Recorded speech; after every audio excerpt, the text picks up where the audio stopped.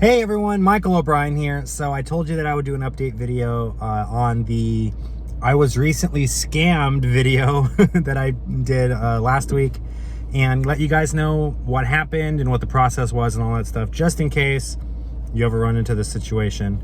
I ended up getting a refund, but it wasn't as cut and dry and easy as I thought it was going to be. As much as eBay sides with the buyer, they also really want to give the seller a chance. So I had to jump through multiple hoops to get the refund. For those of you who have no idea what I'm talking about, check out the description. I'll leave a link to the other two videos that I did. The actual unboxing video where I opened I bought a 13-inch tablet and ended up getting a stack of old books instead. So obviously it was a scam, and explaining in detail, you know, what ended up happening and all that good stuff. And I filed a dispute with eBay, and what they essentially did was they forced me to contact the seller and ask for a refund and for a return postage slip. And they locked me out of doing the dispute for 72 hours to give the seller a chance. Now, under normal circumstances, I can completely understand why eBay would do this.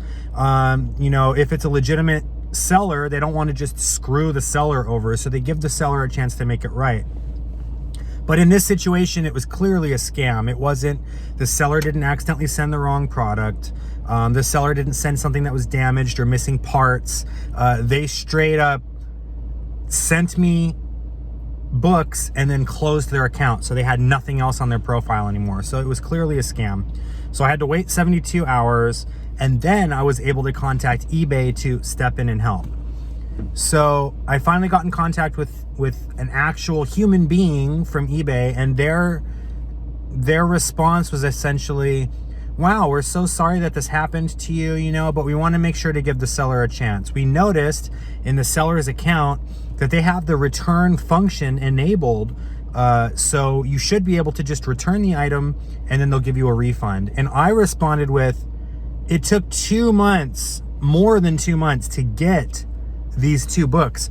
You want me to go to the post office, stick these 2 books in the freaking mail, send back these 2 old books, which they're gonna say they never got back, and it's gonna take 2 months to get to them because they live in the middle of like Russia, right? I'm guessing in the middle of nowhere because it took so long for it to get to me.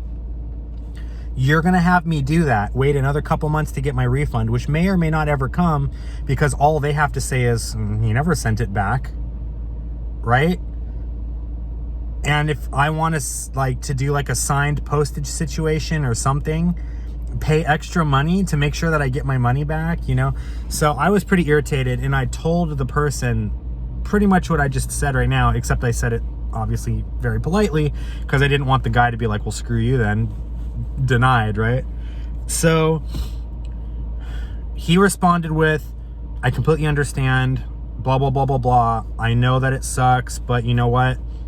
It's our policy to give the seller a chance. I'm like, you already gave them 72 hours to respond and they didn't. They probably don't even know that I'm messaging them because they closed their account. Like, the account itself is physically there, but they took everything down. They probably don't even use that one anymore. They probably opened another one, and they're probably scamming people from another account now. And so the guy said, okay, well, how about this? I will go ahead and issue the refund, but you need to wait another 48 hours for them to respond.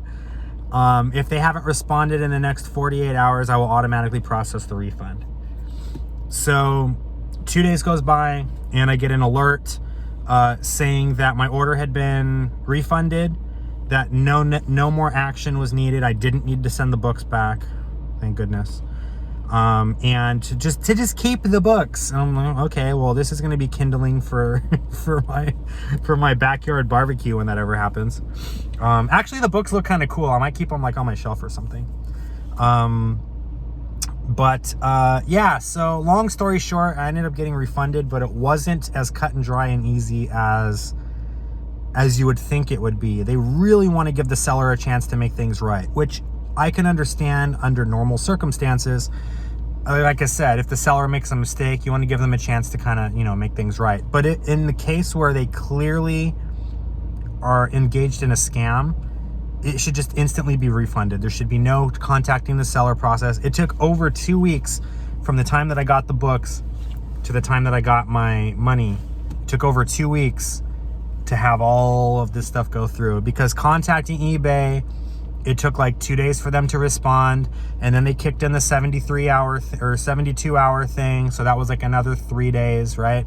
And then after that, I filed the formal thing. It took another day or two for them to respond, and then they said, well, we're gonna make them, you know, give them another couple days chance, and then finally the refund happened. So about 2 weeks.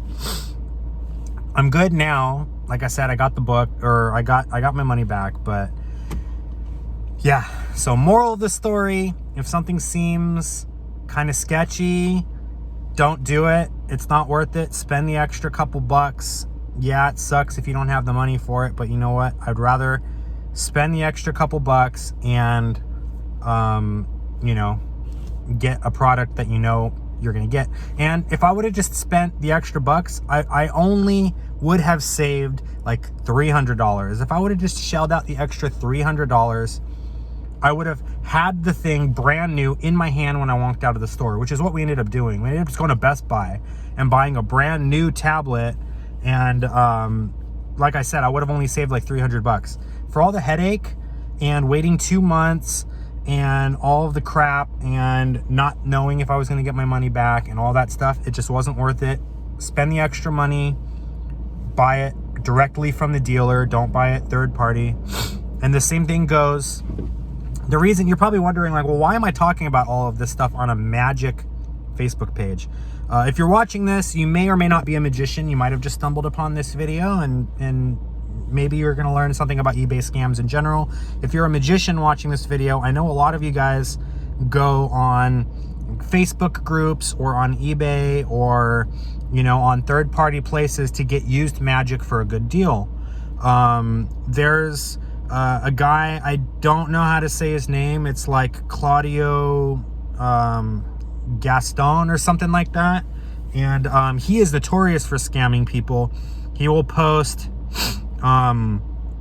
magic props that he has like on the Facebook magic groups, and they always ban his accounts, and then he just makes a new Facebook account and does the same thing again. And so he will make these fake posts saying like, oh, I have this illusion and it's $1,500, and just send me a thing through PayPal and I'll send you the thing, or send me a wire or something.